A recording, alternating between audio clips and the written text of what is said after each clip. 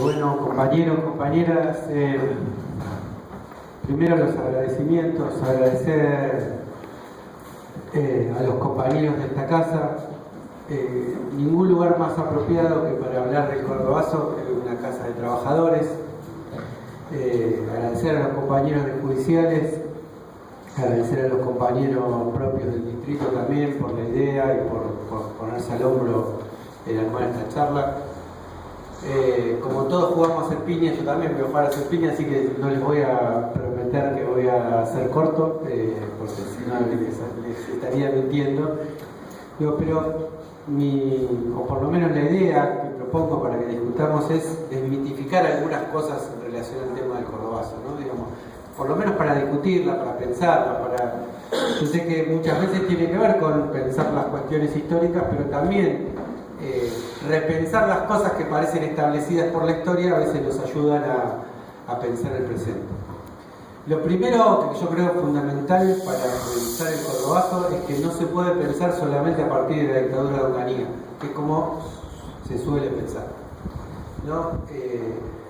Contextualizar el Cordobazo implica empezar en el 55. ¿Por qué? Porque el Cordobazo es inexplicable si no es mediante el recurso a la cuestión de la violencia para resolver las contradicciones políticas. Porque de hecho es un hecho de violencia que un pueblo tome en sus manos durante un día la conducción de una ciudad, desafiando, como bien contaban los compañeros, a esa dictadura. Entonces, ¿en qué momento ese pueblo tiene que salir a poner el pecho? ¿Dónde empieza que la única manera de construir el proyecto de país no es a través del voto, sino a través de ponerle el pecho a la bala de la represión? Y eso empieza donde se corta la línea de violencia, que es en particular, si tuviéramos que ponerle una fecha, el 16 de junio del 55, con los bombardeos a la Plaza de Mayo. Esos bombardeos lo que estaban diciendo es que la oligarquía estaba dispuesta a sostener su proyecto en base a asesinar personas y en base a no dejar que el cauce democrático fuera el que diera la discusión política en la Argentina, sino que la defensa de sus privilegios se hiciera de modo violento y por lo tanto poner esas condiciones para la cancha de fuego. Pero es cierto que sin duda el 66, como marcaron los compañeros que me precedieron el uso de la palabra, fue como un hito, un giro más en ese proceso de violencia instalado desde arriba a partir del año 55 y en particular a partir de la autodenominada Revolución Libertadora, popularmente conocida como Revolución Fusiladora. De hecho, otro hito de la violencia es precisamente los fusilamientos de José Luis Suárez cuando se llevaron compañeros de acá de la zona de Florida y lo fusilaron sin juicio previo, ¿no? En esto que hablaba Hernán de cómo se apropiaban de discursos que les son ajenos, siempre se apropiaron de la cuestión de la justicia, la democracia, hasta de los valores jurídicos, legales del liberalismo, y sin embargo, sin un juicio previo se fusila a personas durante el gobierno de los que se decían a sí mismos democráticos o libertadores. Bien, la cuestión es que ese 1966 es una vuelta de tuerca en ese proceso que se había iniciado en el 55, en donde se empieza a sacar la careta ese régimen opresivo y asume desde la propia función militar el ejercicio del poder, porque las fantochadas que habían armado de pseudodemocracia, tanto con Frondizi como con Ilía, les habían fracasado. La idea de una continuidad civil de la dictadura instaurada en el 55 fracasaba porque el peronismo no le daba la legitimidad, porque el pueblo argentino no le daba mediante los votos la legitimidad, y por lo tanto esas instancias de pseudodemocracia terminaban fracasando y terminó asumiendo, digamos, el partido militar como instrumento de la oligarquía, directamente ellos el poder. Y ahí aplicando su programa.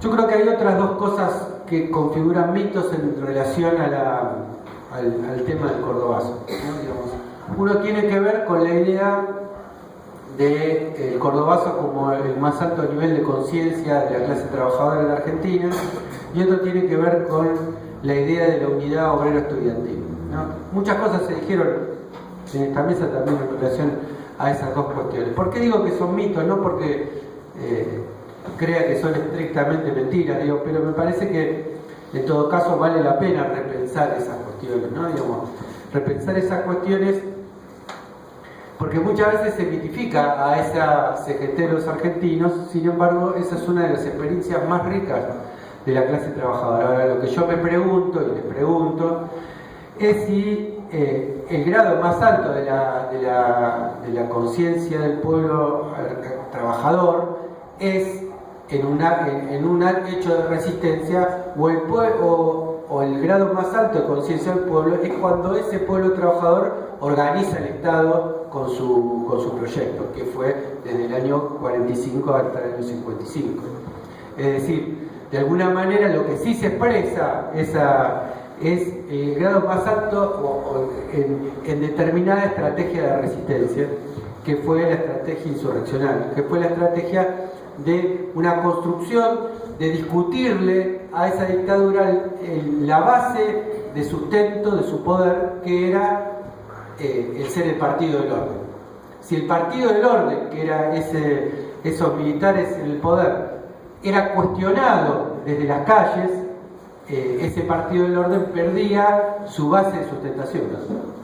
Entonces, de alguna manera, como bien decía recién el gallego, esa construcción que se manifiesta y que tiene una de sus manifestaciones en el cordobazo es una sedimentación, es un proceso político que viene desde antes, y es un proceso político que tiene un montón de hitos. Digo, que uno es la creación de la CGT de los argentinos y el programa del 1 de mayo, que es uno de los programas más revolucionarios de la clase trabajadora en la Argentina, pero también existen previos, como el de La Falda, como el de Huerta Grande, que son programas no menos revolucionarios que el programa del 1 de mayo. ¿Cuál fue la particularidad que tuvo la CGT de los argentinos? También lo dijo con mucha claridad el compañero. Precisamente el pararse desde un proyecto del país y no solamente desde una reivindicación sindical. Y en esto discutía con el sindicalismo existente hasta ese momento, ¿no?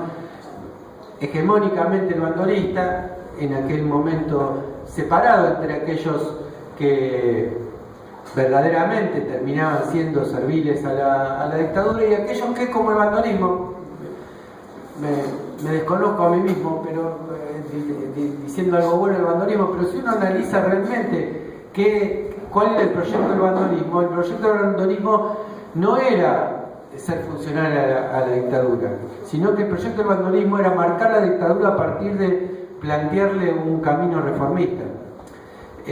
Discutía con la dictadura desde ahí, pero ese bandolismo estaba en retroceso, estaba en derrota, porque muchas de las acciones que había desarrollado habían fracasado. No me quiero detener demasiado en eso, pero la posibilidad que contaba de ese congreso que termina siendo el congreso fundador de lo que se conoció como la CGT de los argentinos, tenía que ver con la crisis a partir de errores estratégicos del bandolismo que llegó a conducir efectivamente al movimiento obrero de la Argentina, no tangencialmente ni en una fracción. Realmente el bandolismo llegó a conducir, pero cometió dos errores, por solamente, me comprometo muchos más, pero dos errores que realmente mellaron su poder frente al propio sindicalismo, que uno fue el frustrado retorno de Perón en el 64 y otro fue el apoyo a la dictadura o al golpe militar de Onganía. Cuentan las malas lenguas, no sé si será cierto o no, que Bandor y algunos otros sindicalistas por primera vez se pusieron corbata para ir a ver la asunción de Onganía a la Casa Rosada.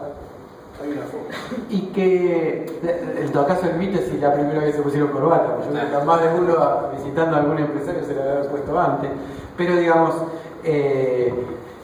lo terrible de esa foto, de ese hecho, es que el final de esa ágape, no sé cómo sería, digamos, compartir un vino, no sé qué habrán compartido, festejando la asunción de esa dictadura, fue que terminó entonando la marcha de la libertad, que era la marcha de la Libertadora. ¿Cómo se debe haber sentido? ¿Cómo haber tenido la claridad de su fracaso en la estrategia cuando escuchó esa marcha?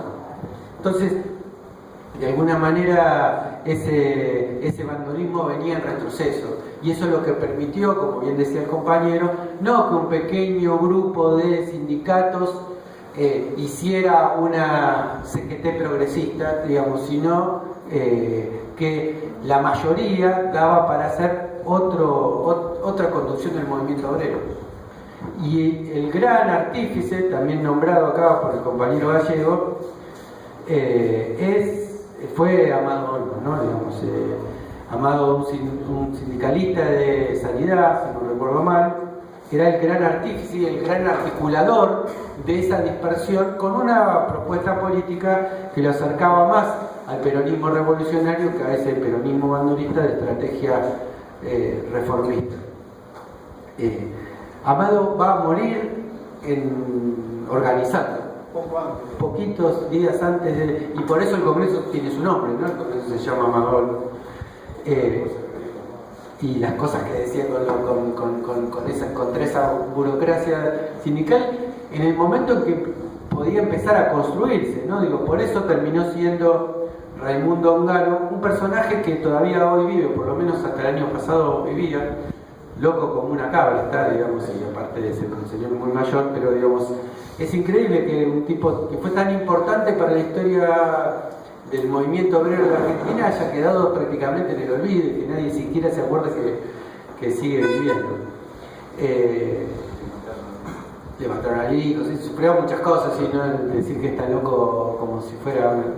Pero siempre fue un poco loco, ¿no? Digamos, hay una anécdota él venía de la militancia cristiana, y hay una anécdota muy fuerte que los sindicalistas iban permanentemente a España a hablarle mal, los sindicalistas bandoristas, a hablarle mal a Perón de Bandor, a decirle que lo baja Bandor, que Bandor estaba loco. Y entonces uno le dice a Perón, mire si estará loco Bandor, que dice que habla con Dios. Y Perón que Ongaro, mire si estará loco,